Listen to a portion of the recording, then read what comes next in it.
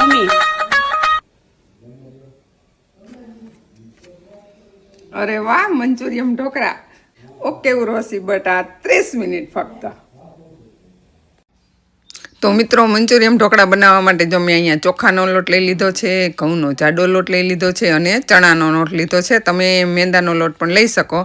અને આ મેં કોબી અને ગાજર ખમણેલા નાખી દીધા છે અને આદુ લસણની પેસ્ટ છે. તમે ડુંગળી પણ નાખી શકો આમાં. અને આપણે જરૂરત પ્રમાણે નિમક, હળદર, ત્યાર પછી ધાણા જીરું પાવડર, ગરમ મસાલા પાવડર અને આપણે મંચુરિયમનો ટેસ્ટ આપવાનો છે અને થોડા સોડા નાખ્યા અને એટલા માટે સોયા સોસ અને પછી આપણે નાખશું ટમેટો સોસ અને તમારે વધારે તીખા બનાવવા હોય તો તમે ચીલી સોસ પણ નાખી શકો. અને હવે મોણ માટે તેલ નાખી દઈશું અને બધું જ એકદમ સરસ રીતે મિક્સ કરી લઈશું.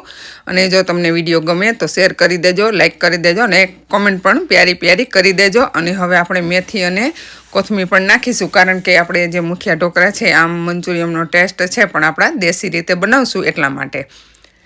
અને તમે આમાં જે લીલી ડુંગળીના પાંદ આવે ને એ પણ નાખી શકો. અને જુઓ આપણે સરસ મજાનો લોટ બાંધીને તૈયાર કરી લીધો છે. અને હવે આપણે એક ઢોકળિયામાં પાણી લઈ અને ઉપર જે કાણાવાળી જારી આવે છે એ ગ્રીસ કરીને ઢાંકી દઈશું. અને એને તેલથી સહેજ ગ્રીસ કરીશું જેથી કરીને આપણા ઢોકળામાં ચોટે નહીં.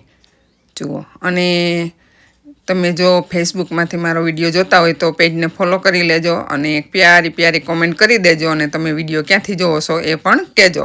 અને હવે આપણે મુઠિયા વારી લઈશું. અને યુટ્યુબમાં પણ મારી ચેનલ છે આજ નામ સરોજ ગજેરા વ્લોગ, તો એમાં પણ તમે સબસ્ક્રાઈબ કરી લેજો. રોજ અમે નવા નવા વિડીયો મૂકતા જોઈએ છીએ. અને હવે આપણે આ રીતે બધા જ મુઠિયા વારી લઈશું. એકદમ સરસ પતલા અને લાંબા વારીશું. અને જુઓ હવે આપણા મુઠિયા પણ તૈયાર થઈ ગયા છે. તો હવે આપણે એકદમ સરસ રીતે જુઓ ગરમ ગરમ વરાળ નીકળે છે ને. તો હવે આપણે એને એક તપેલીમાં તેલ લઈશું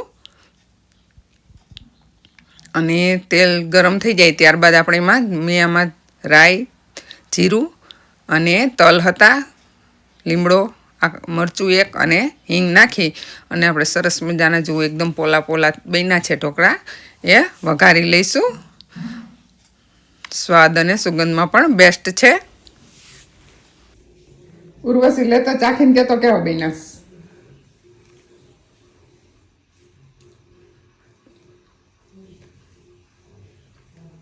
મસ્ત છે. મસ્ત બન્યા ને? હા.